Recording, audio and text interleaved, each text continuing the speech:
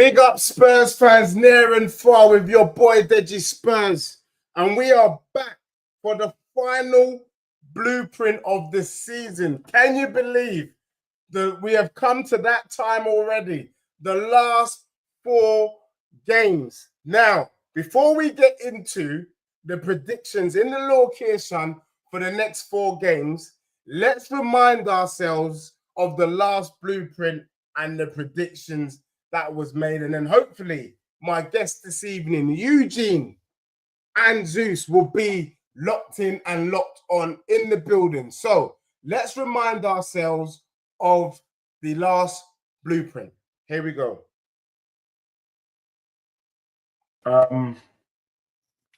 Gentlemen, let's move on to the next 4 games.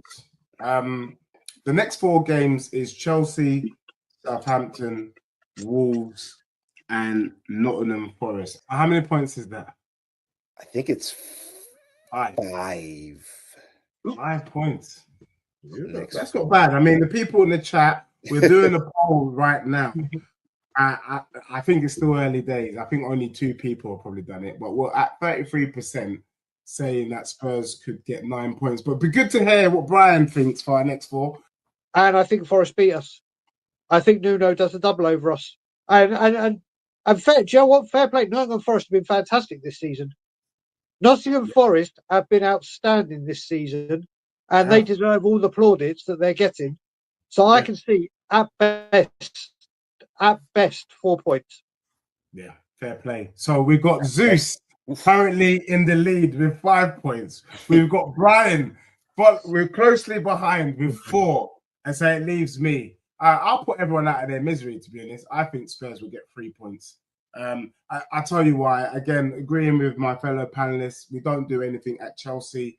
I was having a go with CB, I think it was yesterday, saying, well, how is it that Chelsea always seem to be pumped up for Spurs, but when they need to play the Red Tottenham, the Spicy Spurs, the Scotch Bonnet FC, the Red Hot Chili Peppers, they never turn up. They never turn up against Arsenal. That is the game that they should be turning up and showing what they got. They don't do that, and they'll come and slap us and shake their bum for beating Spurs. So I can't see how Tottenham get anything but a hammering. I'm already predicting 3 or 4-0 because we're not scoring. And if we do score, I'll be pleasantly surprised. Now, the first time we beat Southampton, I actually thought Southampton were going to beat us. That's how poor we were. And I was surprised to win 5-0. It wouldn't shock me if we were to draw Southampton. Like, I wouldn't be shocked. But I'm going to give Tottenham the benefit of the doubt and say they're going to somehow get the win. I think Wolves beat Spurs. They're just one of our bogey teams. Like, the games were always tight. Even if we had our full strength team, we're gonna struggle. It's gonna be one of them games. Cunha, these brothers, they just turn up. And I think Nuno is just gonna do the double over us this season. So I think if we're lucky, Spurs get 3 points. And actually, when you look at our remaining games, that is the only points I think we get. I've been saying to people, Brian and Zeus, that we can stop it there. Let's stop it there. Can you imagine? Big up Eugene in the building, and we've got Zeus. Just looking back, I was able to predict, that our last 4 games, we were only going to get 3 points. And I got to meet Eugene live and direct after the Nottingham Forest game. Bro, quickly, reflections on the last 4 games and the fact we'd only picked up 3 points against Southampton. Let's talk about it for real, and then we'll talk about Bodo Glimt briefly, and then give our predictions for the next 4 games. But bro, 3 points in the last 4. What say you? Bro. Well, first of all, good to be on, man. Always good to talk to you. Dusty. To be honest, you know what it is? Just the players don't care about the league anymore, right? Yeah. You can talk about Ange and his tactics, but if you just watch, for example, a Romero play or Van der Ven play in the league versus play in the cup in Europe, it's night and day. The effort isn't there.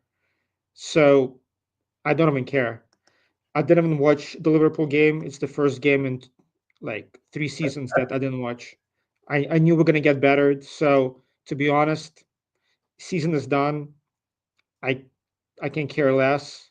I mean, I do want to beat West Ham just because, you know, we can't be losing to that lot. But the manager doesn't care, the players don't care. So it's just dusty, as you say. Like silly mistakes, no intensity, no focus. They're just going through the motions and trying not to get hurt, and they still get hurt. Yeah, I agree. And bro, you know what, Eugene, what really concerns me is as much as we can say that the players are not interested, the manager's not interested.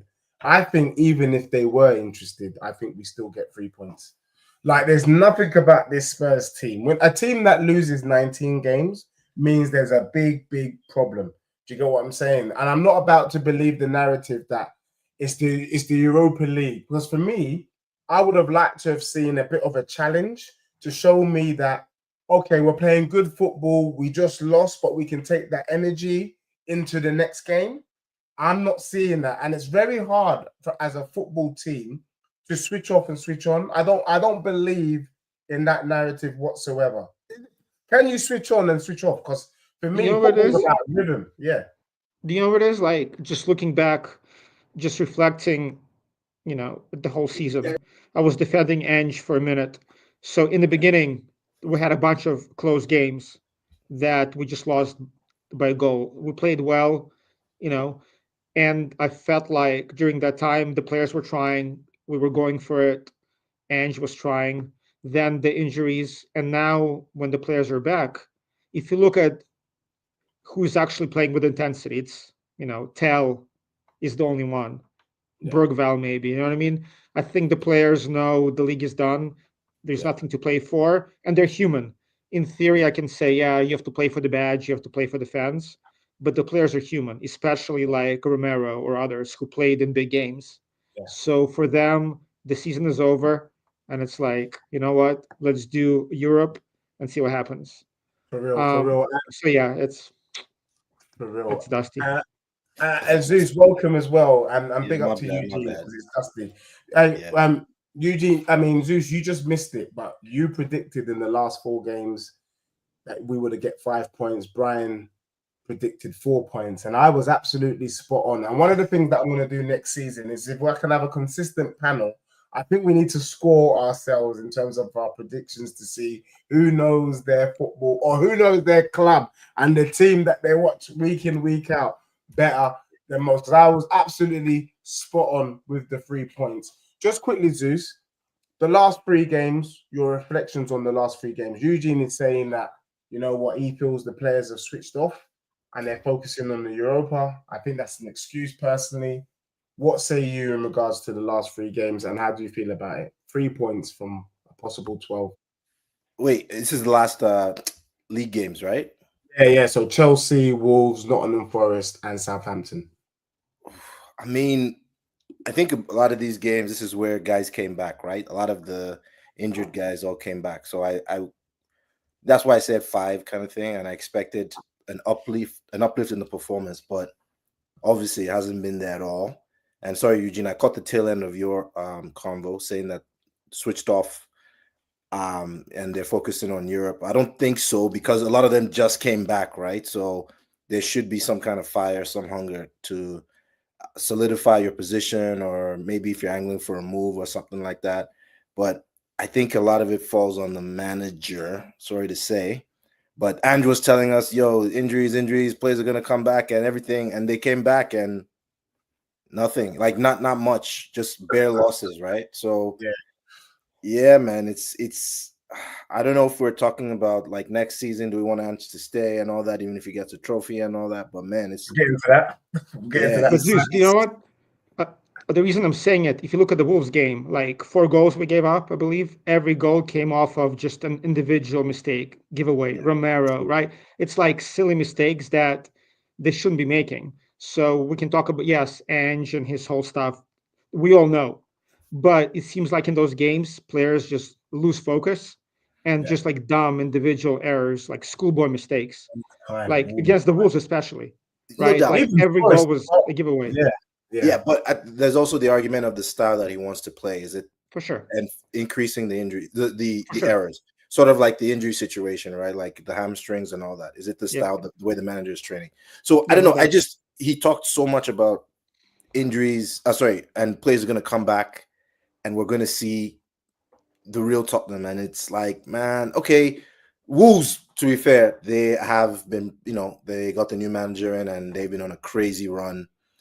Forest are, I guess, a better team than us, which is crazy. But under Nuno as well. Yeah. I mean, you could argue that, and I don't think I watched that game, but I think people said it was kind of like in the balance and that sort of thing. Yeah, we should have won. We should. I mean, it was a bad game, but it was just.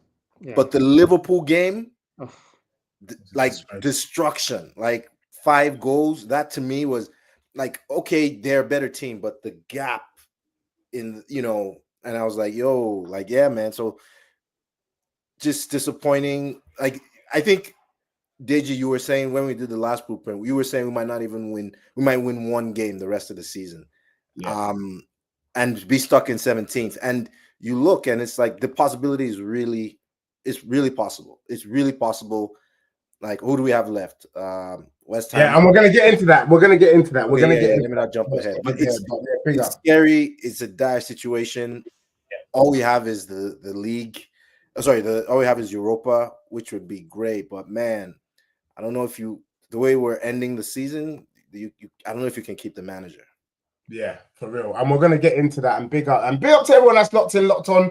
For all the people who, if it's your morning, good morning, afternoon, good early evening, for my fellow people in Canada and the States, and it's good night over here in Europe. So I want to just quickly talk on the Bodo Glimt game. I've seen a lot of Tottenham fans shaking their bum today. Let me just qualify this. I do not give a damn about Ange. I checked out about Ange ages ago. What I care about is Tottenham and what we can achieve this season. And really and truly, let's be real, all of our eggs is in one basket. Like, we need to win this Europa League. And I'm not happy that, Piccadilly panned Bilbao the way that they panned them yesterday. I can't lie, bro. I've got a number of concerns. I want to hear what you guys say about the Bodo game, but I just want to give you my feeling, and I hope I don't influence how you feel. I felt the performance was dusty. I know people are saying that Spurs won. We did this against AZ, where I didn't think we were convincing. We won 3-1. We weren't that convincing in Frankfurt. We stunk out a 1-0. And we got a 3-1 yesterday, where I saw a team that hasn't got any build-up play. We don't know how to attack. We don't know how to use the wing. Like, we scored, but bloody hell, mate. Like, it just felt like they're making it up on the pitch. And that was a cause for concern.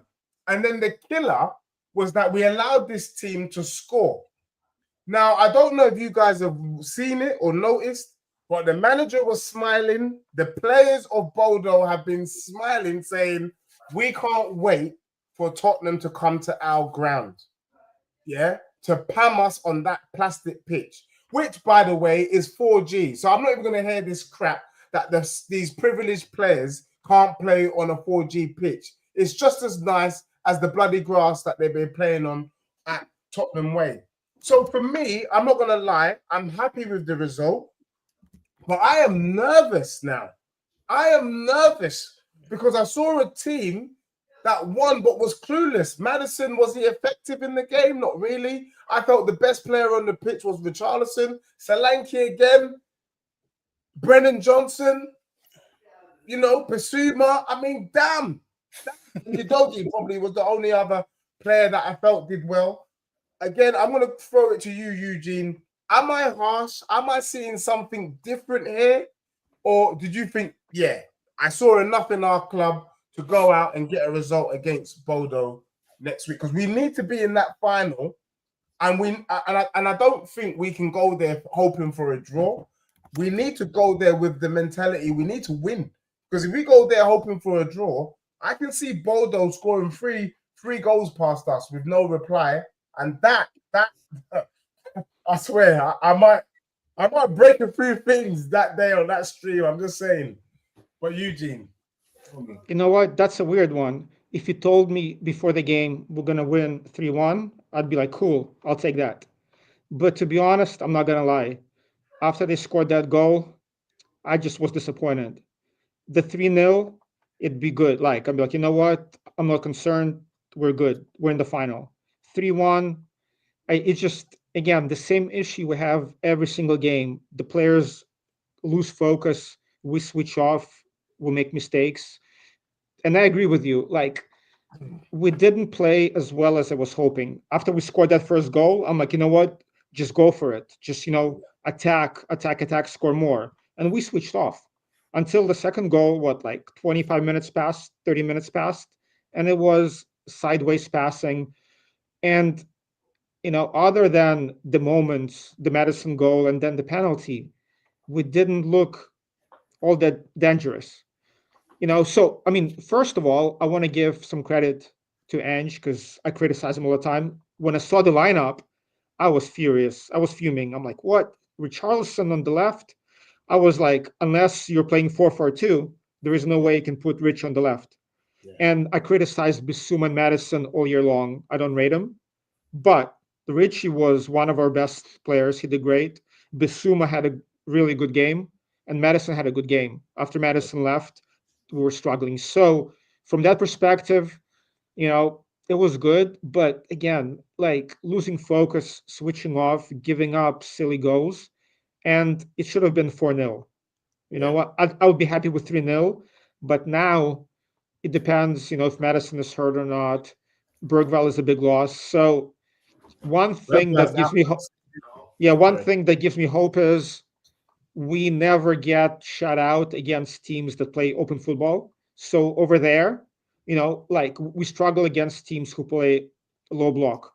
Yeah, fair. Bodo is going to go at us, so I don't see us not scoring, right? So if we score one, they need three.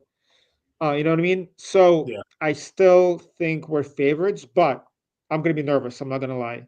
That Yeah. one silly goal at the very end, that it's a whole new ball game. So yeah, like, was I surprised we weren't sharp? No, that's how we are. We're just out of ideas at times.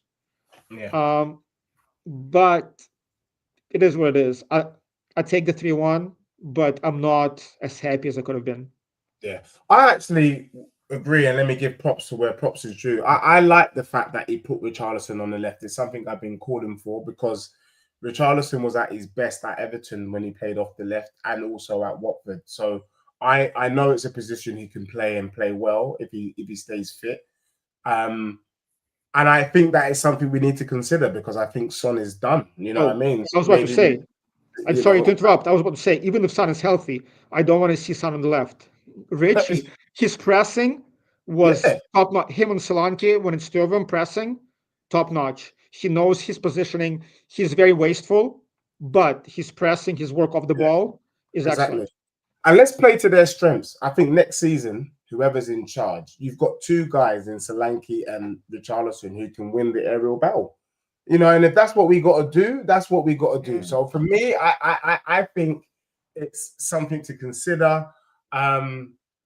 Basuma, he did well by his standards. But again, you can see the frailties in our team for the system. But Zeus, your view. I don't know if you got a chance to see the game or the highlights. Were you impressed? Were you relieved? You man are a bunch of negative Nancy's, man. I PTSD, didn't watch. my guy. PTSD. My bad. Yeah, I know. I get it. Oh my, we might throw it away. We might, but man, it's 3-1. We're Spurs, mate. Scoring goals. To me, the sign of a good team is ability to score goals. Right? I watched the first 15 minutes. Brilliant masterstroke from Ange, starting Richarlison, who was whipping in good crosses. Like, who knew, right? I mean, I think Brendan Johnson actually had a quote. He said, if the three, and same thing that everyone's been saying, if it asked us 3-1 before the game, we would have taken it. The goal that we conceded was a deflection. And I think it might have been maybe the only shot on goal or something like that. Something. Yeah. So, I know they have a bunch of players out. So, exactly. their stars are going to be back for the return leg. And I think one of the players today I just saw, the guy said our press was nothing spectacular. It was like playing against an average Norwegian team. Yeah. Well, I don't know how true that is if you could only muster one shot on goal. But I mean, we're the better team. We are the better team. Yesterday, we were the better team on the pitch. We're going to go to their ground, plastic pitch. I think Ange is actually very used to playing on these kind of pitches. So at least he can maybe give some of that knowledge to the team, and we can just sit back, hit them on the counter. Like I'm not worried. You know, maybe they'll score and I might get a little nervy, but it's 2 goals, and they're gonna, they have to win. They have to score three unanswered, and we are not 3. Well, 3 unanswered to win, and we always score. Like, well, most of the time we score. So I'm not. I'm looking at the trips, prices to Bilbao. See if I can make this final or not, man. No, that's a good point, Zeus, because we played the best on the counter. And if you look at Johnson, for example, if I was Ange, I would put Johnson and maybe even Tell, but we need speed on those wings and just hit them on the counter every single time and sit back. Yep. It's just maybe. Go ahead. No, go for it. No, I would say maybe just to throw them off a little bit, you come out like flying out the blocks, see what you can get, and then maybe you can sit back for the next 85 minutes or so, play a counter football. For sure. It's just the issue is like the mentality is like after we scored that first goal, like in 1 minute, like we just stopped playing. It was again like passes back and forth. It's like just go for it. Like I just want to see that killer mentality. You know what I mean? Like I expect like Bentancur, like senior players to be like to lead and say, hey, let's just go kill him. Let's get more and more goals versus sitting back and just doing this passing back and forth. It just drives me nuts. The only thing that just try to jump in. I only saw the first 15 minutes because of work and stuff, but I was okay with what I saw. Maybe going on, they sat back a bit more, but I was okay with the first 15. Sorry, did you? Yeah, no, I just want to pick up on this comment because Arsenal man asked earlier, what's this about Bodo Glimt, bouncy castle, plastic pitch? Is a 2-goal lead enough? And I saw an article today say, like, in the last 38 games in Europe, they've only lost 5 times, which is an impressive record. Like, I'm just saying, and they did Pam Celtic 2-0 the last against Postecoglou and then won 3-1 away. So just to say, they do know how to play Postecoglou's style. I think the boys played well. The one thing I did say, and I think Eugene, we talked about it briefly before, the only thing that maybe gives me a little bit of confidence is I get a sense from the players that they want to win the Europa. So there's this narrative that they're playing for the manager. I think that's hogwash. I think they're playing for themselves. I think they want to win it. And if they want to win it and they win it, fine, I'm cool with that. But I don't think they're playing for Ange. But I do think now it is feeling like it's an all or nothing season. Just quickly and briefly, who would you have preferred in the final if we do make it there? And is Ange in or out if we were to win? And I'm going to start with Zeus first. Yeah, good. All right. It's tricky, right? You've got Bilbao. It's going to be in their stadium. And you've got Dusty United, who turn up in finals, at least in the past 2 seasons. I think on the balance of play, like just hearing or reading some of the feedback, United versus Bilbao. Bilbao were I'm not going to spank him, but they were giving them a game. They were definitely giving them a game till the red card kind of screwed up everything. I mean, they scored against the run of play, but the red card, of course, made the scoreline look way worse than it was. So I think Bilbao are the better team, better footballing side. So in that sense, I would say United. It's better that we face United because they are dusty. They're bad. Like from every United fan or rational United fans that I speak to, they're like, we are a bad football team. Yeah. And at the beginning of the season, I said for us to be a big team, we need to win a trophy. I don't care about the league. And then next season, we go for the big trophies, which is champs or the league. And if he doesn't win a trophy, he should lose his job. But man, I didn't expect. I was thinking maybe 8th, 9th, maybe 10th, but 17th. Holy, 17th. I know there have been injuries, but you look at, and you have to give credit to your man Sava, the ultimate hater. After Ange's first 10 games, the results have been bad. I think slightly below 500, or even at this point now below 500. So it doesn't look like, at least in the league, he can compete, right? It doesn't look like it. Yes, it could win a trophy, but it doesn't look like it can compete. And you're back to kind of like an Eric Ten Hag situation. Do you want to give him more money to spend? I don't think so. I think the team should be doing much better than it is, even regardless of injuries in the league. So to me, everything is, it's the issue with us is coaching. That's what I think it is. That's what it's come down to. So I think even if he wins, he should leave, resign gracefully, that kind of thing. So I don't think he'll be great if he wins, but then again, like I said, your Eric Ten Hag type of stuff, Juande Ramos type of stuff, guys who they can win you a cup, but they're not good. So in or out? Out. So even if he wins, he has to even leave, if he wins, out.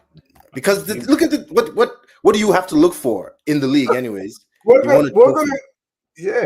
gonna lose 20 plus times. I mean, we're gonna lose 1/3 of our games. One third. That is mad. Like, understand that. But anyway, so we've got Ange out with Zeus, although Zeus accepts that Ange delivered. He said he's gonna win a trophy for us. We wanted a trophy, and dare I say, we got 2 for the price of 1, because we would have got a trophy and Champions League football, which is what I wanted. I wanted a trophy and Champions League football. So can I really hate Ange on this? I'm torn. I'm not even going to lie to you. I'm torn. But Eugene, me and you have spoke about this, but I just want to see, maybe, when you listen to Ange, sometimes you can't help but feel sorry for him. Sometimes you almost believe the narrative of the whole, like he was talking about, yes, the players have been there. It wouldn't be like this, and I get caught in that wind. Are you wobbling on your stance? No, I mean, you know me, right? I've been defending Ange for the longest, until a few months ago. But now, more than ever, he's got to go. Like, me watching the Inter Barca game and assuming if we win, Europa, imagine us in Champions League. If we gave up 5 to Liverpool twice, imagine us playing against Barca or Inter. Like, I just don't want to be embarrassed. Like, I don't want to be embarrassed. Ange, he's a cup manager, right? He can win you like a game. But now I'm very certain that his style does not work in the Prem over the season.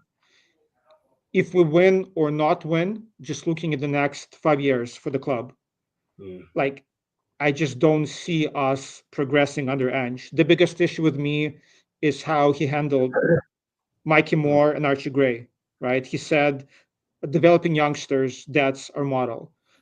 Bergval, he improved, but that's pretty much it. Just his management, the injuries, his style of play, I just don't feel like it's, I don't think it's possible to play on 4 fronts and stay competitive. So I just want somebody who is more structured, who understands the league better. Yeah, and I want to just put a slight pushback. So I haven't watched many games this season, but I did take the time to watch both semi-finals of the Champions League. And the one thing that was glaring for me was the wingers, man. Like PSG, Desiree Doué, Kezisalia, Bacola. You've got Arsenal, whether you like it or not, Martinelli. I wouldn't mind a bit of that pace on the left, or Saka. Then you're looking at Barcelona, you mean Lamau, you're looking at Rafinha, what they're doing. You're looking at Inter and what Dumfries, my son calls him Dumfries. And I'm just like, we ain't got, if we're going to compete in the Champions League, if we want to compete at the top, that is the sort of player you would need on the wings to cause damage. And I guess the question I wanted to say is, could Ange work if we had better players? Because maybe there is that argument that if we had the better players, it might work. I think Desiree Doué, I would swap him over Brennan Johnson straight away. I think we become a more dangerous team. Desiree Doué And even the PSG wingers would transform Spurs overnight. But I don't know. I'm going to throw that at you, Zeus and Eugene. So I think if I remember reading correctly, this like Ange wanted Brennan Johnson. I'm not. I think I have that right. And I remember when we got him, the fee was just. I was flabbergasted. I was like, "Who is this guy?" For I think about close to 50 million. And for 50 million, I think you're gonna get like a focal point, a player who's gonna be the focal point of your attack. But he's not that guy. He's like a finisher, and I don't want to say tap and merchant, but like he knows where to be in the box, right? And finishes nice. But that's not a 50 million pound player. But that is apparently what Ange wanted, which is a bit worrying. I don't know. Like I think I don't know if Eugene said he watched the Barcelona Inter game, and a lot of people said that what I saw on Twitter was that this is what Ange wants to play, this style of suffocating teams and all that. And for him to want to play like that, but by identifying someone like Brennan Johnson, there's issues there. There's issues there. So I think maybe the talent ID is wrong. Maybe he doesn't understand the Premier League. But just the track record is not great. It's not great over 2 seasons. After the first 10 games where people might have kind of figured him out, but after that it's pretty dusty. And I just want to put some pushback before Eugene comes in. Aussie Ange, and I actually think Aussie Ange might actually be Ange himself, but hey, says this: 2 semi-finals in 1 season and only one, the only second time in Spurs Premier League era. Not a bad run in the FA Cup either, but hey, sack the guy that got you back to Europe. And Aussie Ange, and if that is you, Ange, let's have a legit conversation. I actually think you're right. On the one hand, 2 semi-finals is to be respected and applauded. I'm not one of those Spurs fans that say you have to win a trophy by hook or by crook. I was very happy with what Pochettino did for our club. The fact that we were competing. I think if we were in the top 6, we're not asking for Ange to be out. Of course not. For sure. No, for sure. Yeah. Even there's no improvement. Even 8th, we're not asking for him to be out. We can accept. I think at 8th, we can say injuries is the reason why we didn't quite make a European spot in the league. But honestly, to be 17th, and we haven't hit the 40-point mark, by the way, and I don't know if we will, and we're going to find out from the panel if they think we're going to do that, is why we're saying that. And the reason is we've got United, Eric Ten Hag under United. Even though they won a trophy, we could see that team is dusty, and that is what Amorim has had to inherit. So we run the real risk for me. If Ange was to stay and continue with this form, then Spurs is in a relegation fight. If he stays 3 months of next season, we are in a relegation fight for the rest of the season. And I'm not having that. But Eugene, sorry, I cut you there. I just wanted to. No worries. So look, if we had Pedri, Yamal, Rafinha, yeah, maybe we can play that style. If we would get top players, if it were Chelsea, perhaps, because right in Scotland he had the best players, it made it work. But given how this club operates, let's live in reality. We need a manager who can adapt to the players that he's given, and I do believe our managers don't pick players. They might say yes, they might say yes to players, but there is no way that Ange say, I want this guy, and that guy, right? The way this club works is most of the time the club buys players for managers. So given how we operate, and given that we're buying youth, and given what we're hearing from the club that we have no money next season, right? It's obvious where we're going to go. We need a manager who's not stubborn and say it's my way or the highway, but who would adapt to the players that he has.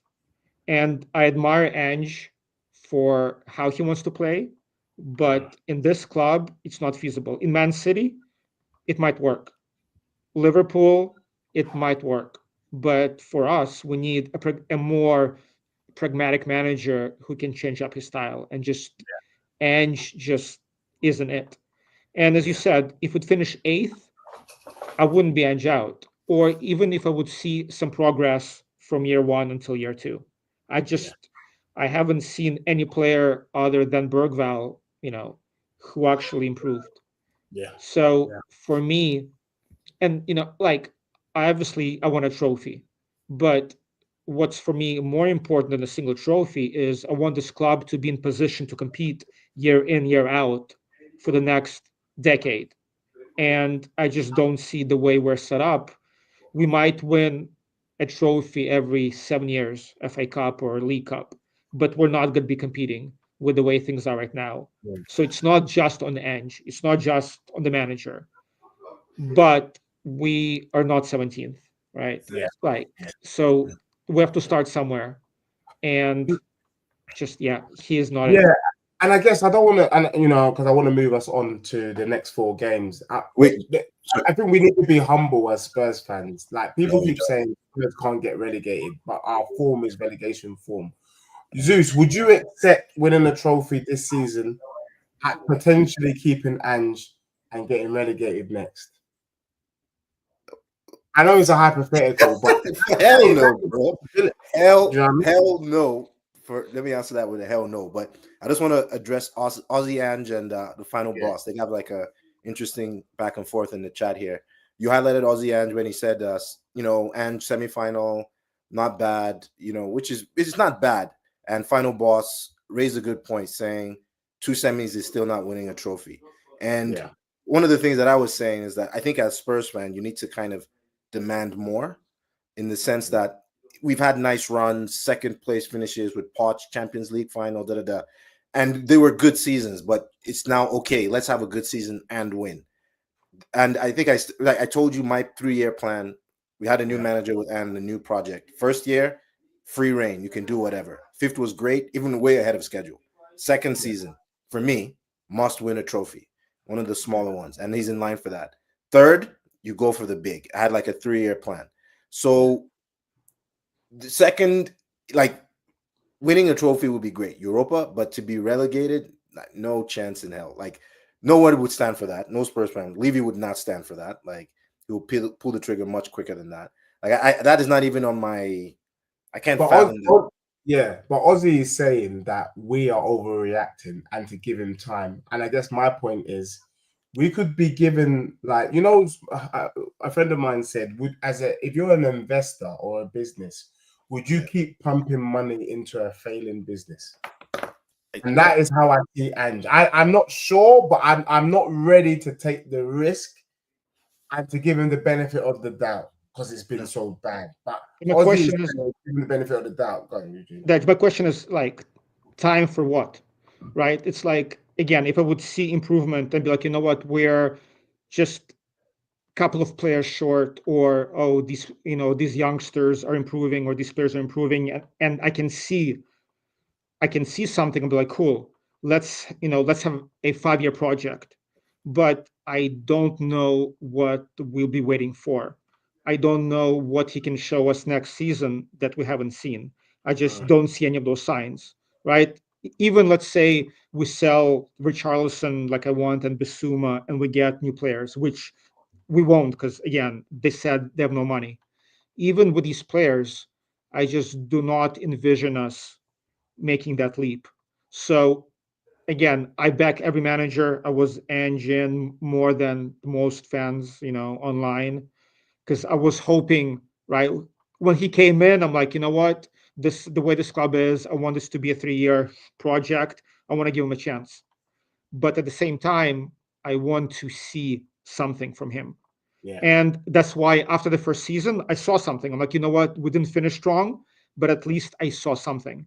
But the way this year has went, I don't want us to be just a cup team who's finishing 11th and hoping for an FA Cup or League Cup. That's not who we're supposed to be. Yeah. And if we're not a cup team, if we have bigger aspirations, he is not on the level of a manager we need. And it's not even just him. It's just him not having his own coaching staff. It's just, you can tell the players are not being trained on the pitch. The youngsters not improving. It's just, I don't see a path forward where I'll be like, you know what, this year we have all these injuries, we're 17th, but next season we're going to be 6th or 5th. I just don't see it. So Yeah. that's Sorry, just to my opinion. jump in with one thing, like what else can we see, right?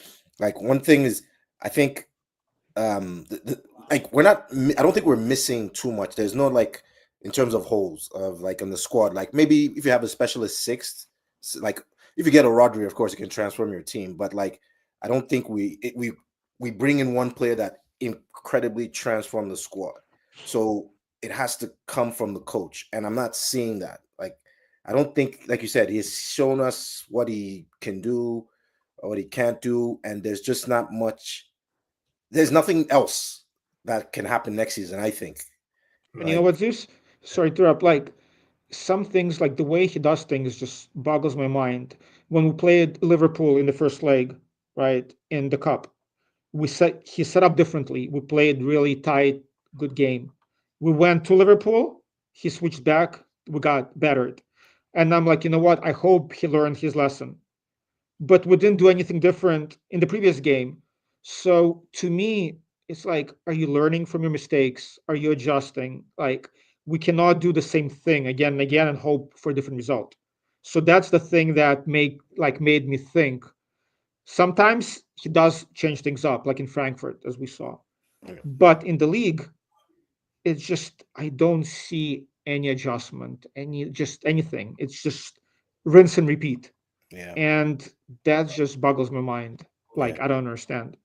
I don't think he has the ability to have us doing well in Europe and doing well in the league. And I think we should try and get a manager that can do that. That's how I know.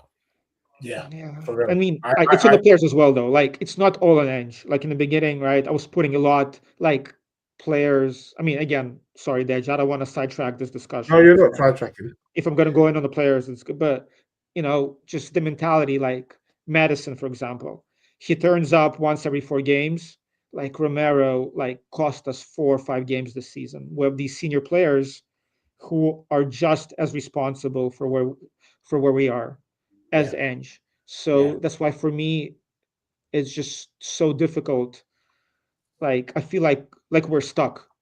We have these players who are good but not great, but the mentality isn't there, the recruitment isn't there. It's just we're stuck in this mud where, like, I don't care which manager we bring in next season. Like, my hopes are very like low. Do you know what I mean? We might improve tactically, we might win a few more games, but yeah, I don't know. I agree with you. I agree, Eugene, because I feel like that with Madders' press conference that he's just literally adopting the narrative of his gaffer. Mate, you guys have been crap, including Maddison. Like, I don't want this guy. If we're gonna be taking the piss out of Odegaard and he's supposedly the captain, then Maddison ain't been great either. Let's just be honest. Like, he's not played anywhere near the levels that he kicked off last season with, and they all got to look in the mirror. Really got. That's why these players have to get over the line. Could you imagine if they don't get it over the line? It would be an absolute disaster. But before, what I wanted to do is bring Arthur in. He messages like he's been listening to us. He's not having none of it. None of it. Is he Anjin? Literally, Arthur, your of course view, I'm Anjin, mate. Of course I'm Anjin. You know what, Arthur? Can you quickly just wrap everything up in a couple of minutes of the season so far, or at least the last few games? Also, your view on the game yesterday, and then I really want to get to the predictions because Eugene's got a goal soon and Zeus, so I'm trying to keep everything in time. So quickly, your view, because we are happy to be winning, but yeah, I do feel a little bit like a fraud. But go on. It's a difficult one, always a difficult one for me because I felt like I've sort of been pissing against the wind a lot this season in talking to people about this. I think a lot of it is about what it is that I'm looking at to assess whether I want this project to continue or to give this project like more of a chance. The season has been like so disappointing. Like we take the Europa League stuff away, which we can't because obviously that's really important. There are only very few teams are in the position we're in any European competition. But clearly the league form has been like unbelievably bad, right? And it's shocking. But, and there is a but for me. I genuinely believe that extreme external factors have contributed to an environment whereby I honestly believe it's impossible to fully effectively assess the ability of the manager, because the climate he's been in has been so extreme. And I'm not saying at every single point, at every single turn, he's made the right decision. I'm not saying he's never made an error or he's never done anything wrong. I'm saying that managers do things wrong all the time, but usually they don't do things wrong concurrently with all these external factors going on. And the ones we're talking about, and I know, you know, it's been said before, but just because it's been said before doesn't mean it's an excuse, right? We have, in the heart of the season, a chunk of the season, experienced the most extreme injury problems in a squad, concentrated in certain areas, than we have ever experienced. I've been following Tottenham for fucking years, that we have ever experienced. Now, I love Pochettino more than anything, but if you're telling me that Pochettino, if he didn't have Lloris, if he didn't have Vertonghen, if he didn't have Alderweireld for the most important part of a season, if Dele Alli was crook constantly, if he was losing his front man, if Harry Kane was out for half a season and Son was injured as well, if he was relying on, like, do you think those seasons where we saw progress, that we would have seen progress? Or do you think we would have said, nah, let's give in on this, because we wouldn't have finished third, fourth, fifth. We wouldn't have got to the Champions League final. We wouldn't have got to a Champions League semi-final.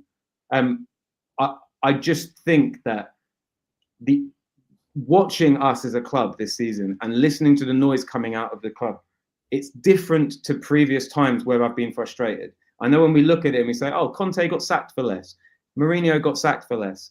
That's only looking at results. We knew from watching the football, watching Conte and Mourinho football, that it wasn't sustainable. And we heard grumblings of players being unhappy for a long time before Conte or Mourinho got sacked. We don't have that at the moment. We don't have, there is nothing. We are not hearing any legitimate sources out of the club saying that anyone in the club has a problem with Ange. None of the players have a problem with him. None of the players are downing tools. None of the players are not looking as.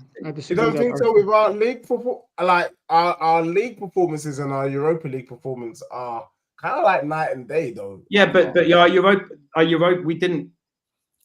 If we'd have had our knockout Europa League performances at the height of our injury crisis in the league, we wouldn't still be in the Europa League. We've managed the Europa League because by the time we got through we did really well, to be honest, with a depleted squad to get through our group, right? We got through our group. We managed to get some decent results and grinding out performances so that we could then have that gap between qualifying from the groups and then hitting the knockout phases. And in that gap, we had some players come back. But in that gap, we also played a whole load of Premier League games. You know, so I heard you saying, Eugene, just before we came on, and I do agree. I do agree with this. I don't want us to become a cup team, but we cannot continue as fans of this club to hone in on a small sample size of what's happening and make huge decisions, because we change over and over and over again. And the one thing I want to see, and I'm not saying that Postecoglou is definitely the answer. I'm not saying he's a messiah. I'm just saying, and I don't think there is one out there. I'm just saying that if you keep doing the same shit over and over and over again, the same shit will happen. We have to struggle, have problems, and then solve the problems from within, rather than every time we have problems and struggle, tear it up and start again. Because the same thing will happen. We'll have a season that's good. We'll have 2 seasons that are good. Then we'll get found out. Then we'll have a couple of injuries. Then we'll buy a player that turns out to be a dud. Then everything will implode again. You know, as soon as we conceded that goal against Bodo Glimt, 3-1, right? As soon as we conceded that goal, in the stadium, I wasn't there, unfortunately, because I'm working away from home, but in the stadium, I could hear it. Suddenly, you got Spurs fans. I know this is a classic, like, Spurs fan. I've been going to Spurs since I was a fucking kid. When we're winning 3-0 at half time, you can hear people in the fucking toilet going, gosh, next goal's important. That's such a Spurs mentality. We're winning 3-0. We're winning 3-0. And as soon as we conceded that goal, made it 3-1, you've got people in the stadium going, oh, well, that's made it really tough. That has made it really tough. We're going to struggle over in Bodo Glimt because we, as Spurs fans, are conditioned on experience. And experience is that we're going to fuck it up, that we're nearly men. Until we change that, genuinely, as a collective, until we change that, we're going to continue creating. It's a self-fulfilling prophecy. And at the moment, we have a squad full of, there's no doubt that there are positives, not in the league. I'm not talking about results, but there's no doubt that any Spurs fans could say that they can't be positive about Bergvall, they can't be positive about Gray, they can't be positive about how Spencer's come through. We know that Solanke's the real deal, right? We've been quite excited about moments of looking at like Odegaard. We forget he's still 19 and he's been injured half the season, so his potential there. We know that on his day, Bentancur's been great, and Decky when he's fit. Like, these ingredients are things to build on. Now, what do? Do you take the manager who all these players are playing for? I genuinely believe they are, and get rid, sending the same message over and over again, which is, players, if you don't have a good season, don't worry, we'll get a new manager in, then you can start again. No, fix it from within, solve the problem. Okay. Can I rebut everything he said? I can see Zeus and Eugene. They want to. Yeah, there's a lot there. I know, and I appreciate. I'm in an ever increasing minority. I appreciate that. And Arthur, I was you until 4 months ago. That's exactly what I was saying to everybody. I was arguing with like Sava and everybody else. What did you do? What could we have done in that 4 months without a transfer window? I'll address it. What could actually happen in that 4 months? Because I'll address it. Go Zeus, and then I'll go after. Okay, so I have 4 points. On a real, okay. I've been waiting for this, man. I've been desperate to come right, on. so you said injuries. Yeah. There's the argument that his style is actually causing the injuries. And then when the players came back, we have not seen an uptick in form, right? I guess the rest of the season, he's got, 4 more games left? Maybe they, depending how that ends, that will kind of strengthen or weaken the argument. But that's on the injury front. Then you said small sample size. We'll give him 2 seasons. He's going to have 2 seasons by the end of this season. If you take out the first 10 games, and again, I got to give credit to Sava about this. If you take out the first 10 games until now, in the league, it's been poor. 3, this is looking like an Erik ten Hag situation. A lot of questions about the, is this guy a good manager or not? But he could win a trophy. And then you give him some more time and you're like, holy crap, he actually is dusty. And then you fire him and then, all that. So there's that. And then you mentioned how to solve the problem. How would you solve the problem? Like, what is the solution for that? And can I just chuck in? Okay, yeah. Answer that, okay. Arthur, and then because I know Eugene as well. I was trying to mix it, but go on quickly. All of those are really, obviously, really good points. I think we've become oversimplistic about players coming back because, as has been pointed out, is that throughout that time that players are injured, and not just players, but like our goalkeeper and our centre, like crux of any team that has any success, depleted and gone, right? When they come back, they're coming back to train with players who are wrought out, who are exhausted because they've been filling in a gap, overplaying too many games because they've been filling in for these players that are injured. And the quality of training, that's where the work is done. Football, Saturday afternoon, Sunday afternoon, midweek evenings, that's when they're having their fun. The work is done on the training pitch. If you don't have a squad of quality players, if you're calling on your academy players just to make up numbers, the level of training, it's not competitive. We haven't been able to train because we've literally been, if you get injured, we're fucked. So we cannot over push you on training. So I think we've become an oversimplistic thing. Oh, Mickey van der Ven's back, which should be fixed. Well, no, Mickey van der Ven's back, but he's been off a long time, and it takes games. And it doesn't just take games for his body and mind. It takes games for him to play with the team again. So I think that we have seen an improvement. When Romero and Van der Ven have been playing since they've come back from injury, we have been better. We have. But it doesn't just suddenly go, oh, we're back to where we were, because you're still dealing with the hangover from having such a long period of the season where we haven't been able to train properly, but players haven't been playing together, and the levels of training have been poor because of injuries. Now, for me, yes, the first 10 games of last season were positive, but even I think we were speaking about this at the time.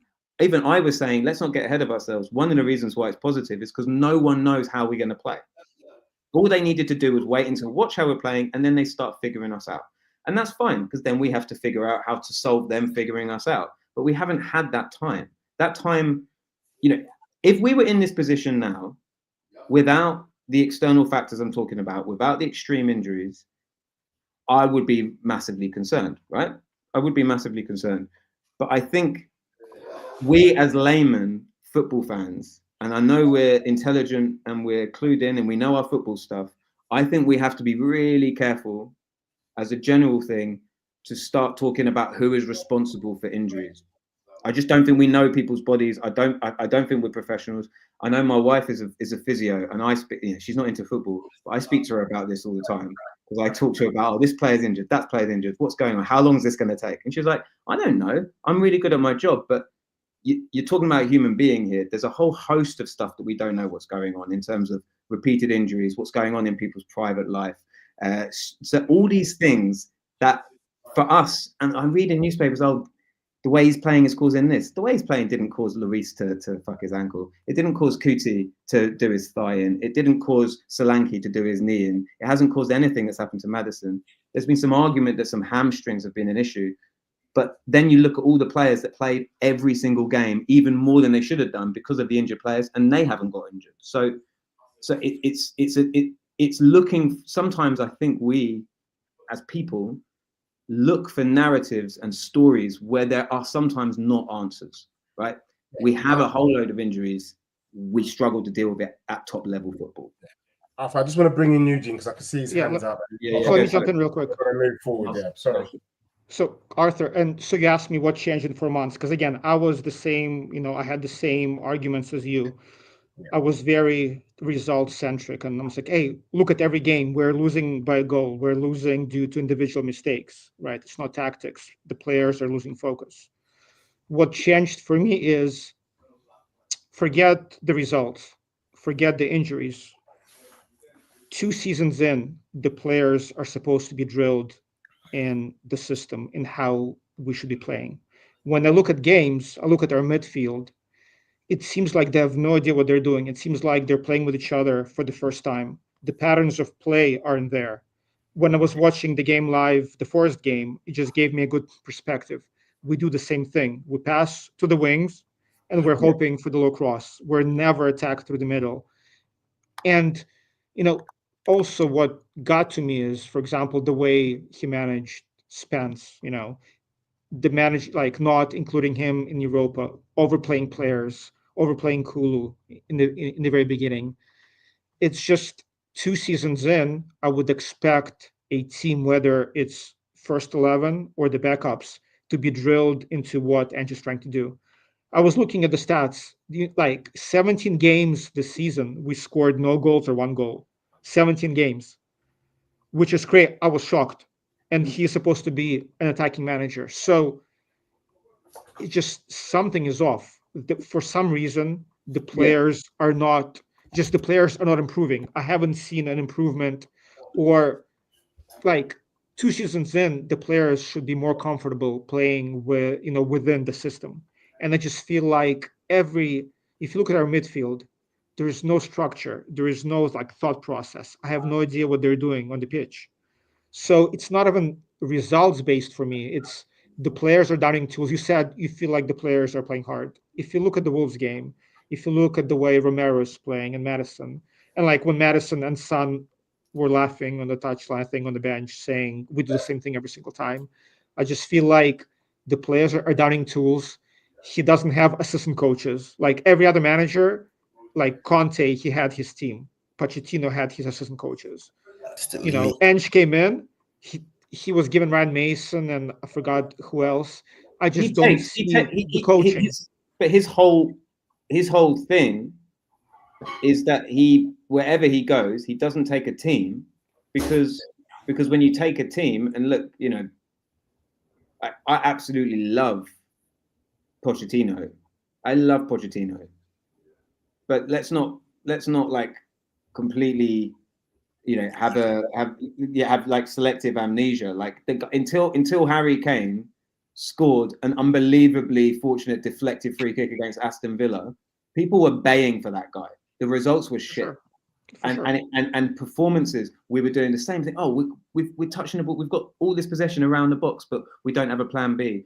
We're good with teams that come at us, but we're not good with teams that are low block. It's the same stuff over and over and over again. But it takes time, and it takes time with a core group of players. It takes time with players that aren't, are playing regularly with other players. But I 2 can't. seasons, you don't feel like 2 seasons is enough time for the players to at least can you name me any player in the spine of our team, and it needs to be multiple players in the spine of our team who've actually played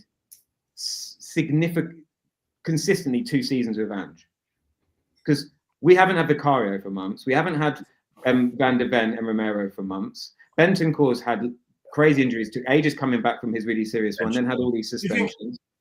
Can I ask a quick question? And I know, Arthur, look, I hear what you're saying, and you're right to question and for us to think logically.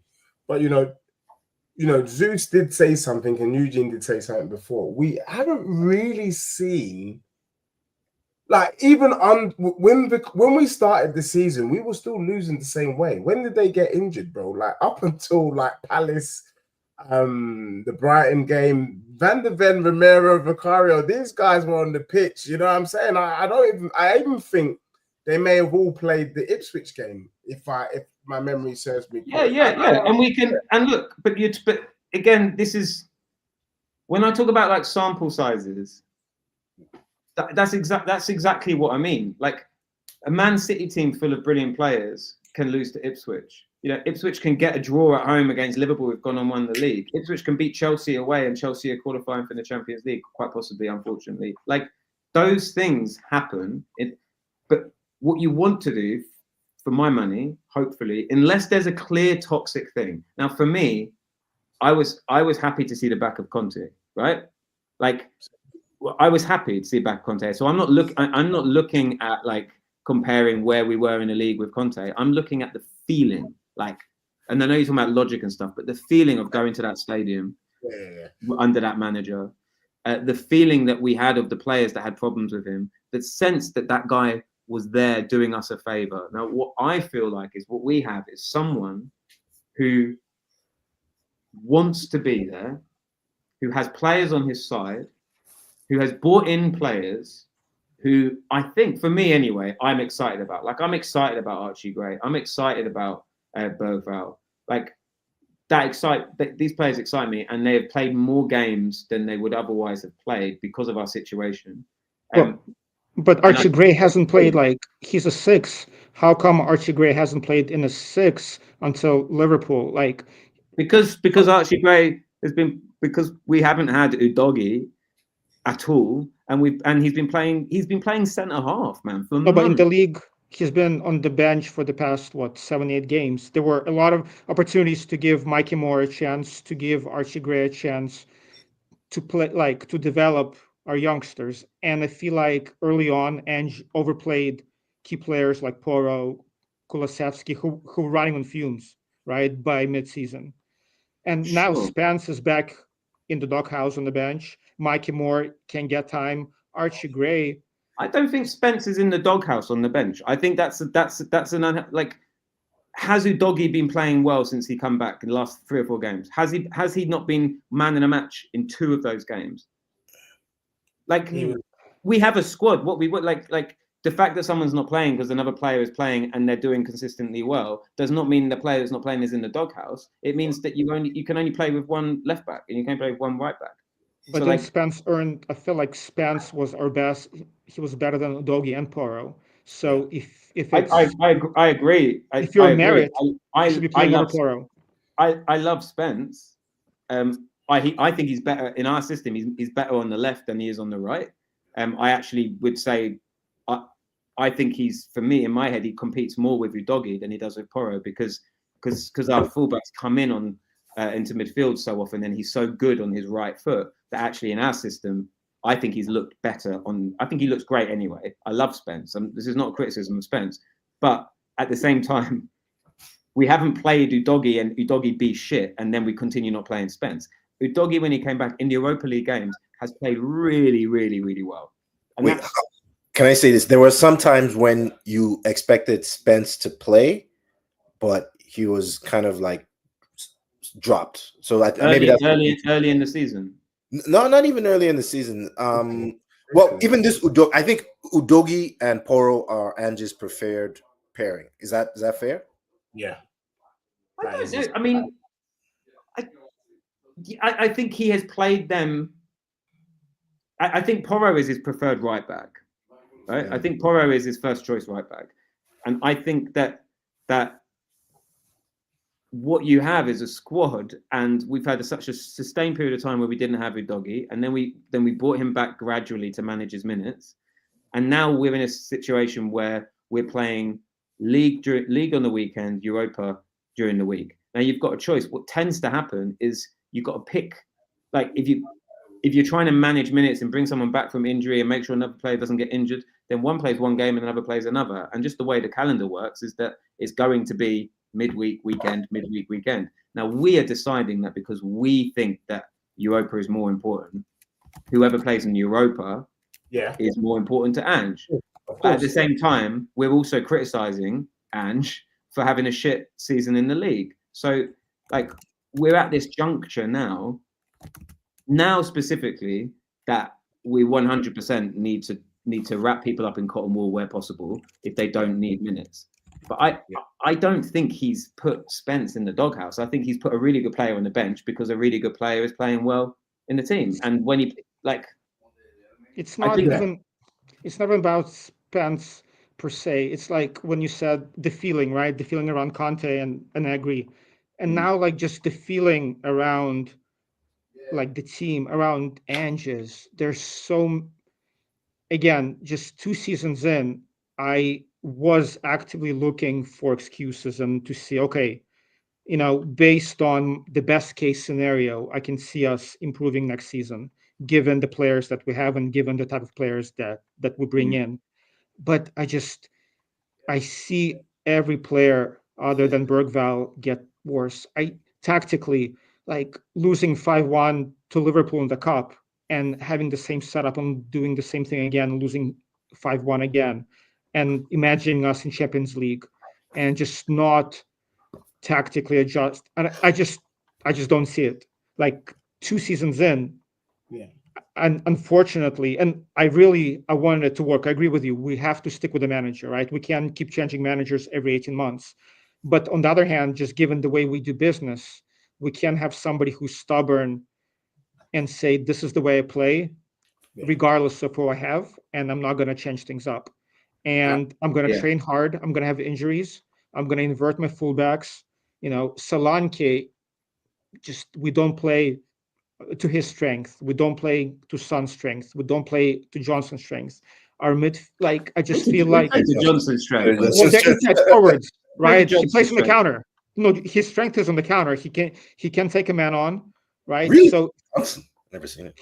I don't know. His strength is that he's one of the most disciplined players of making the same run over and over and over and over and over again in the game. And when the ball finds itself in the position, he's always there. Like the guy has scored so many goals, but yet still has all of us going, what the fuck do you do?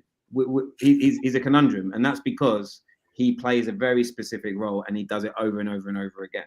Like, yeah, he's a forward though, right? Like he's a counter-attacking inside forward. Same with Son. He's an inside forward, but we're putting inside forwards and we want them to be wingers and they cannot take their man on. They cannot cross. So that's why we have someone like Odegaard, because we mix it up. Odegaard is that player. Odegaard is a direct one-on-one. But how many? But was he out having surgery on his hamstring? Yeah. And but then why not switch things up? Why not try to go 4-4-2 or go 3 in the back? He tried 3 in the back against Everton once and that's it. But like either you can't just switch things up if you don't train for it. And if you train for it, then show it to us in more games. Like do something. But like switch things up with a depleted squad. Like we're talking about. There are so many things that are out of our control, and actually stability and consistency and understanding. Like I personally, I haven't seen consistently what I understand as being Ange's football at Tottenham, because we haven't been able to. We have played games where we've shut up shop. We've played games where we've had less of the ball and gone direct. A goal we scored yesterday, was a long ball from Porro, picked out by Maddison, and that's happened 2 or 3 times. And yet, but most of our injuries are in the back. Like if you look at the Son, Solanke, and Johnson have been healthy most of the season. I mean, they missed some games, but most of our injuries were in the back, and we still cannot score goals against like low block teams, for example, who set up in the no, I know, but that's what I'm saying. That sort of solution comes when you have a period of time with the same team throughout, or Okay. at least a heartbeat team. We are going to have to this evening agree to disagree on some things. The only thing I wanted to say before we look at the next 4 games quickly and give our predictions as we do on the blueprint, and I'm throwing this out there to the 3 of you, is could Ange Ball be this? And what I mean by this is that you get the odd game where you have a big performance, and I'm saying a big performance Man City, a big performance Liverpool, a big performance Frankfurt away, but you're going to take maybe 8 or 9 L's for one big performance. And that, because for me, if we're being brutally honest, we've not really played anyone apart from Frankfurt in the Europa League that is of substance. Or is that a harsh criticism? I don't think we played any of these. I think it's harsh. I think it's harsh. If we're losing at home to Ipswich, then like these teams have substance. Now, like I'm obviously Bodo Glimt isn't the best team in the world, but there's a reason why Bodo Glimt do well in Europe, because they're always so high in the Norwegian league. They're always playing in Europe. They know how to play in Europe. Bodo Glimt. Imagine if you were a Lazio fan right now and you got knocked out by Bodo Glimt. Like they've knocked out teams. They've beaten Celtic, but comparatively to Bodo, a much bigger club. Like I think there's more to it. When you're playing teams from other leagues, we can look at it and go, "Oh, that's a farmers' league. It's really shit." If we played them 20 times, we'd beat them 19. But actually, we don't play them 20 times, so they're an enigma, and they're in another country, another set of fans, another type of pitch. Players that we can't sit and study for ages. So I think any game in Europe, genuinely, I think is difficult. Yeah, I do. We were the inferior team to Rangers, but anyway, we'll debate this on another day. Let's look at the next 4 games. But thank you, Arthur, for joining in. Thank you, Eugene. Thank you, Zeus. So our remaining games of this season is as follows. We've got West Ham, I believe. We've got Crystal Palace, we've got Villa, and we've got Brighton. That is our next 4 games. And I'm going to start with you, Zeus. Sorry, Dej, I got to. My toddler is here, is yelling. Go. So okay, Eugene, quickly. How many just points? I got to run, but I think we'll pick up a point against West Ham. And I mean, who else are we playing? Palace, Villa, and Brighton. Maybe we'll pick up 4 points. Again, personally, doesn't matter at this point. I don't know. I don't know if I'm going to watch all the games. Again, it's all about Europe. I just want. I mean, if I have my choice, I want us to beat West Ham, like 4-0. Other games, whatever happens. But we might pick up 3 points, 4 points. But again, it depends who he plays. If I was Ange, I would play all kids. Archie Gray the 6, Mikey Moore, Wilson. Just rest everybody else, play all kids, and see what happens. But big up to you. I say 4 points. So you're saying boys, 4 points. Sorry, got to run. But thanks, Eugene. Zeus, Thank Arthur. You. Nice to meet you, Eugene. Yeah, sorry I came on and spoke. Always a pleasure. Talk to you. All right, So Big up, boys. Eugene has gone with 4 points. Big up, Eugene. Thank you. Zeus. I see West Ham. I hope a tie because Potter is under the cosh, right? So he needs a win. But I'm hoping for a point there. What's interesting is that the final for Europa is on the 21st, right? Yeah. And that's right before the Brighton game. So after we lift the trophy. Hope You so. know, the boys are probably going to be high on life, and they'll probably play the kids. So I say 2 points. 2 points. I think Palace on their day are a better team, Eze and all that. Yeah. And Glasner, I think he's got a point to prove after their bad start. So Villa a better team. So I see 2 points. So a point against West Ham and a point against Brighton. Yeah, that's it. That's what I'm saying. Arthur, I'm going to give you the pleasure of going last for this one. For mine's very simple. No point. I'm sorry. I got the last prediction right, Arthur, which was 3 points. Chelsea, Southampton, Nottingham Forest, Wolves. I got 3 points.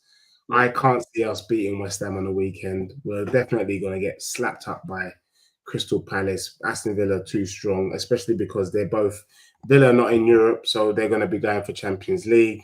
Palace, I just think we just can't match the physicality, and plus we've got the Europa League final to be looking forward to. And I just think Brighton at home, last game of the season. Hopefully we've won. Even if we've lost, I don't know how the players pick themselves up to gain any points. If we are going to get a point, it might be Brighton at home, last game of the season. But I can't see how we're going to beat West Ham this weekend. I think West Ham are always turn up for Spurs, and I think they'll turn up again. And plus, we have to rest players because our mind is fully focused in Norway. So I'm going no points for Spurs. 0 points to end the season. 0. Wow.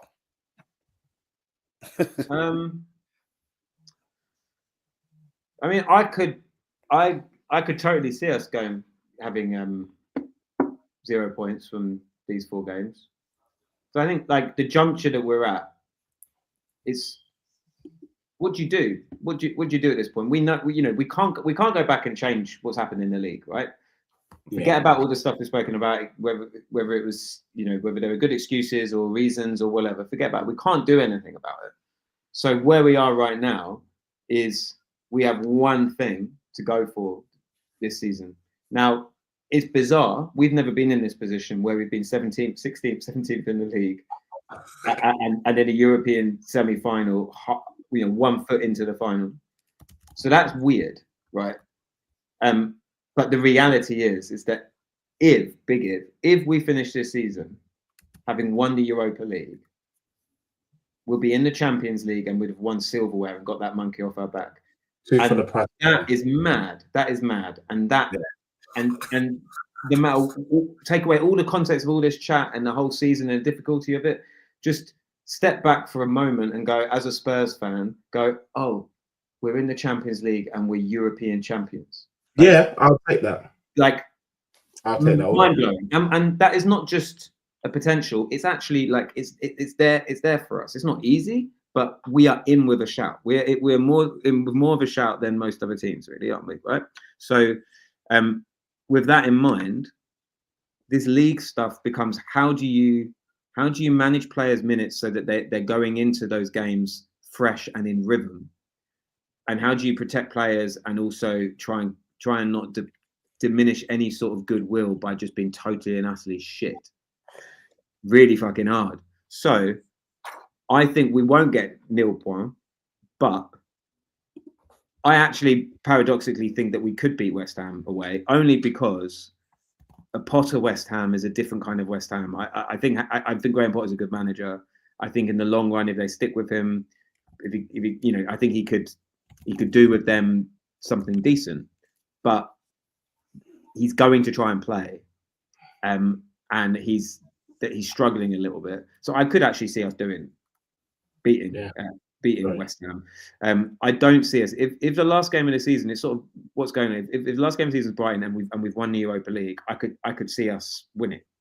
Right, I could just because that monkeys off the back and that freedom. Yeah. And if they don't have anything to play for, but what I'm going to go for is.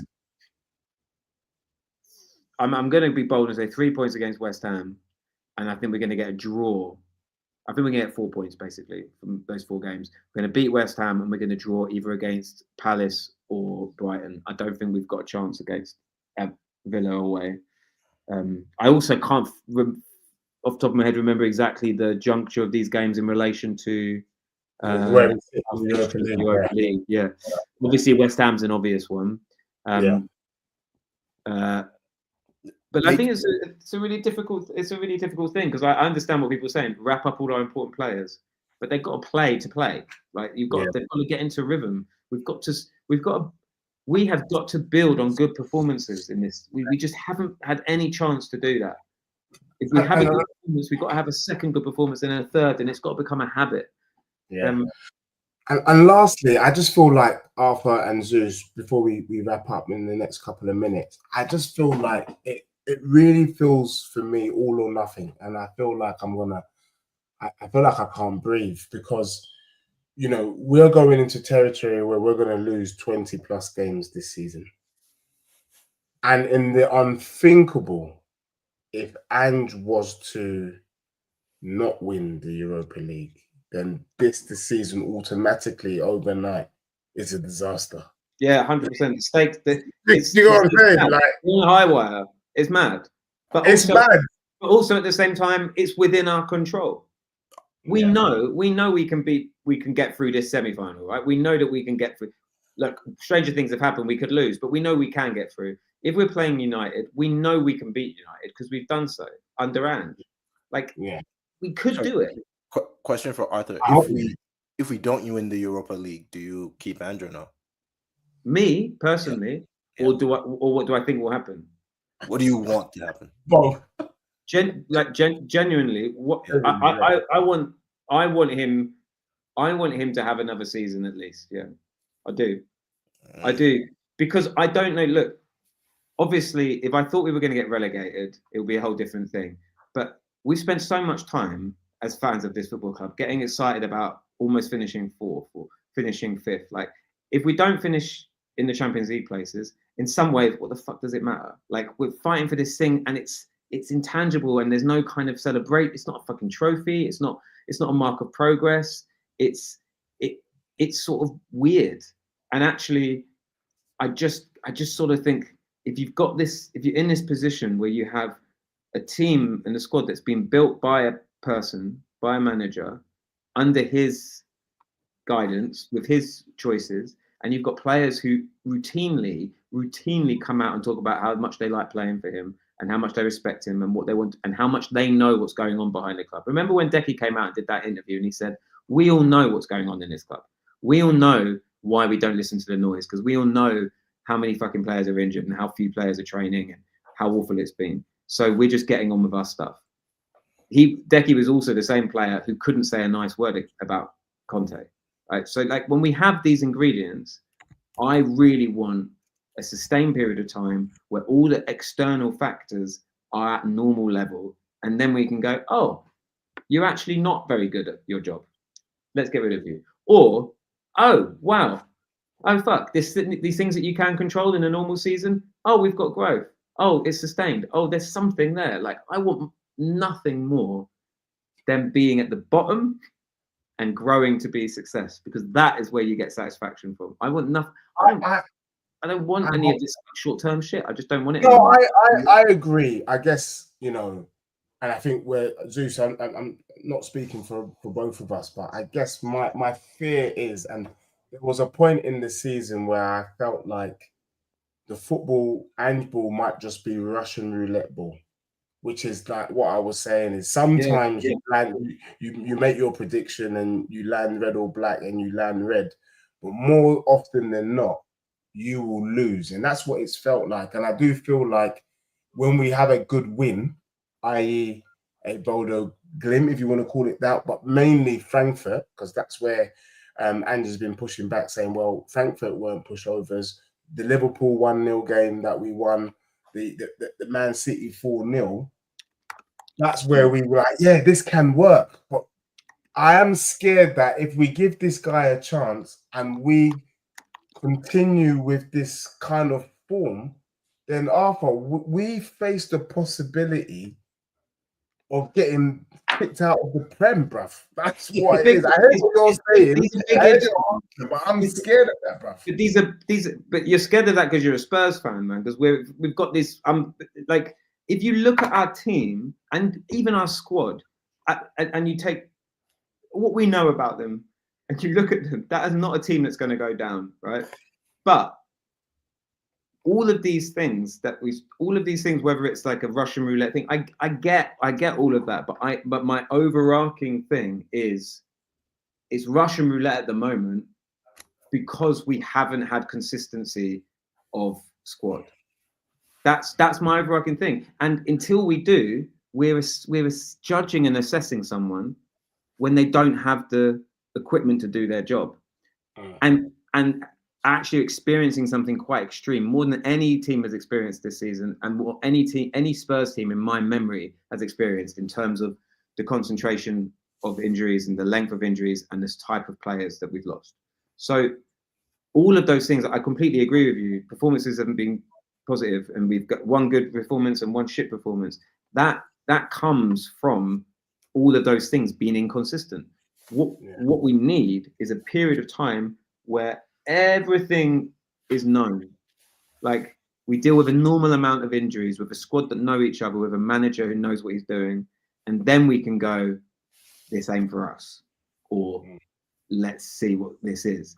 Because at the moment, I'm telling you, I'm 100% convinced that very few other managers, or the sort of managers that we would be attracting, would have coped with, I mean, they'd probably been sacked sooner anyway, but would have coped with the issues that this manager has had to deal with this season in terms of concentrated injuries.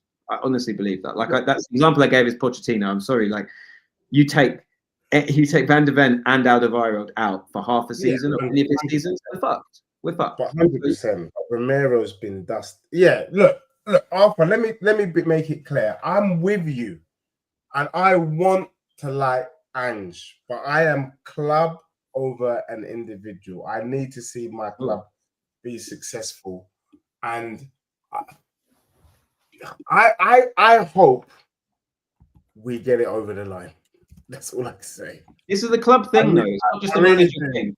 It's a club thing as well, right? Because like, it's not just down to Ange, both positive and negative. If we start doing really well, it won't be solely down to him.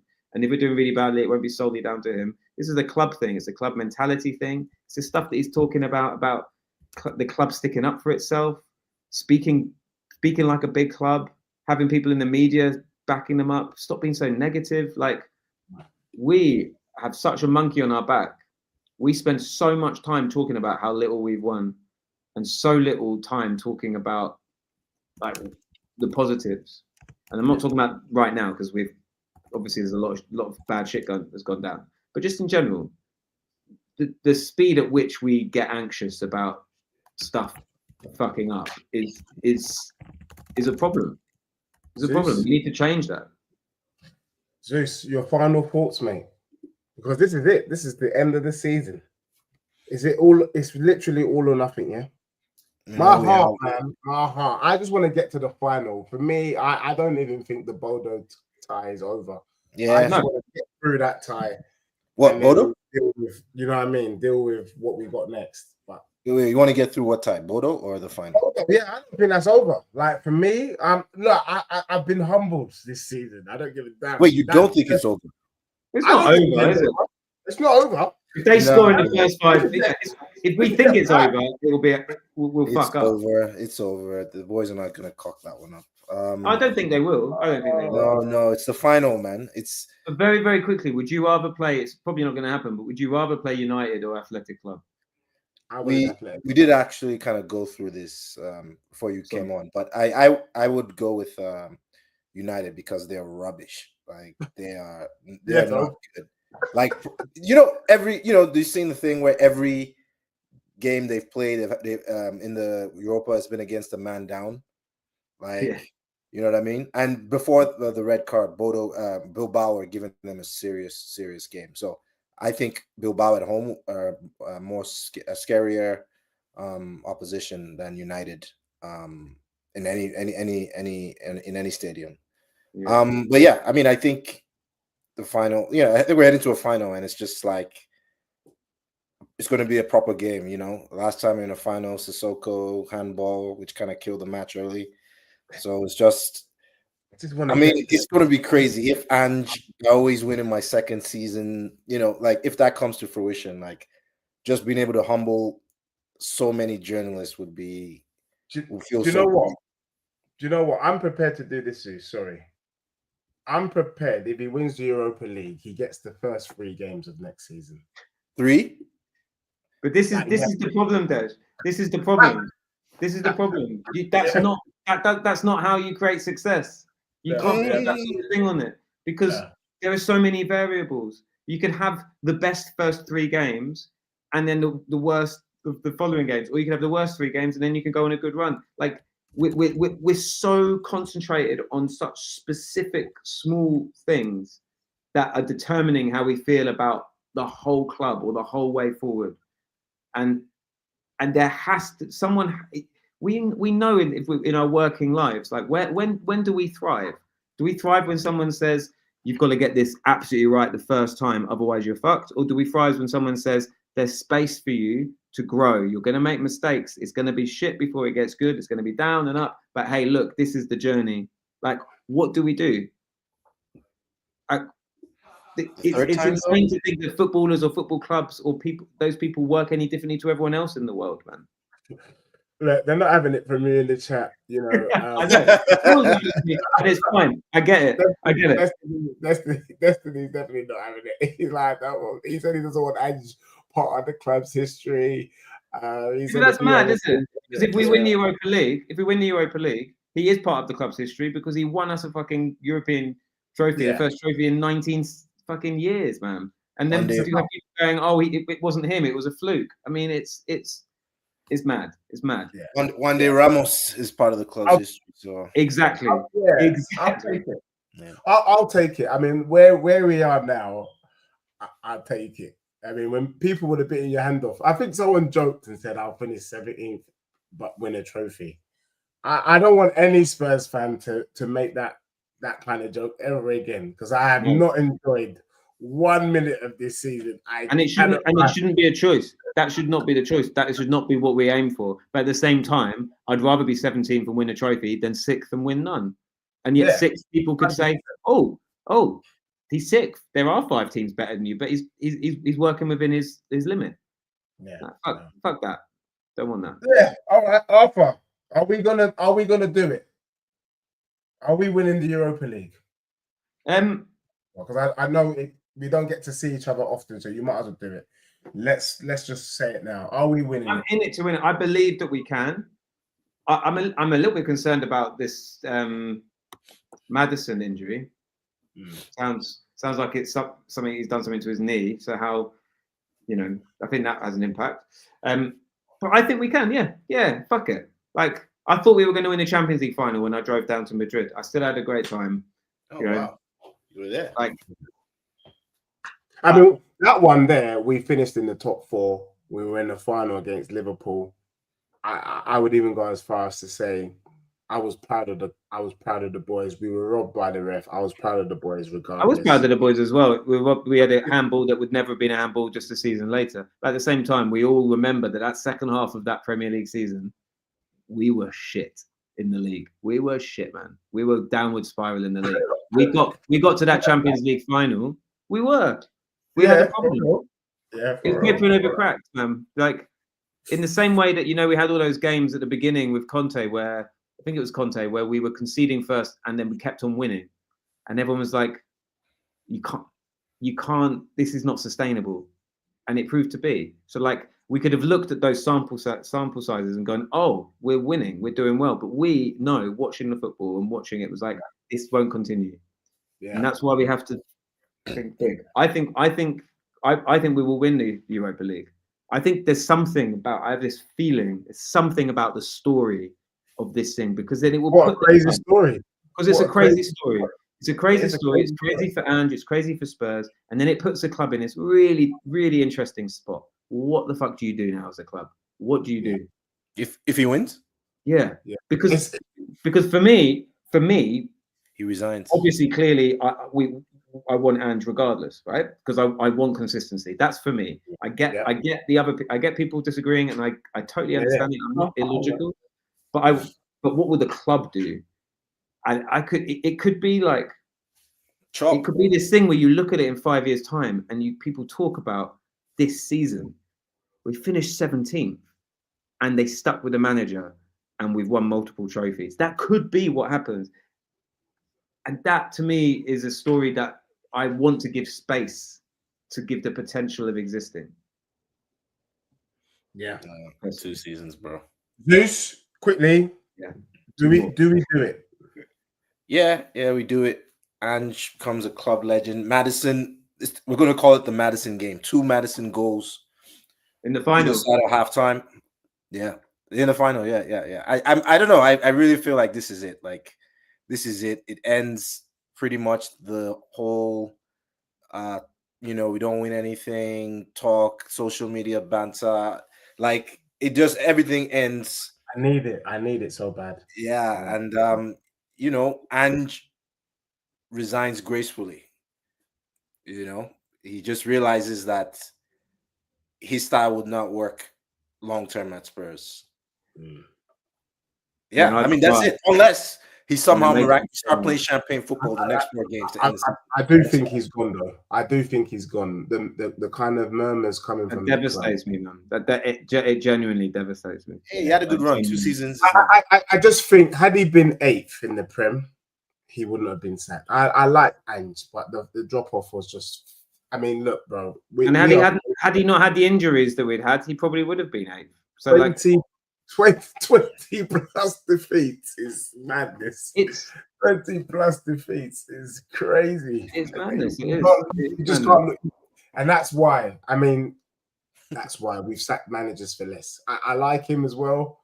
Yeah, but you've also you could go back and look at every one of those 20 defeats, and then there's some of those defeats that are coming around our European games where everyone's been saying, "Fuck the league, man! Fuck the league." Some of the defeats that we've had recently have been like, we all knew they were going to happen because our brain is elsewhere, and all the press questions in press conference has been like, what are you going to do? Obviously, this isn't the most important game. Are you going to rest this player? You're going to rest that. Like, a big chunk of our season has just been about Europa because so much of the Premier League was shocking. But those 20 defeats, there's a chunk of those defeats that come out around this Europa League campaign that perhaps if we'd focused more on not losing those games, we wouldn't have been able to progress in Europa League, and we'd be maybe 12th in the Premier League and not in the Europa League. I mean, like, we've had to make those choices because we haven't had the squad. That's genuinely what I think. Now, I'm not saying that had we got the squad, we'd have won the league or that Ange would be the best manager in the world. I'm just saying that I don't think it's logically possible to really assess the impact of someone when they don't have the tools. I get that. I get that. And I get that. But unfortunately, the Premier League is the toughest league in the world, and toughest league in the world, man. It is, and it's tough on managers. It's tough on them. I get it. If we keep him and we haven't learned from this season, get rid.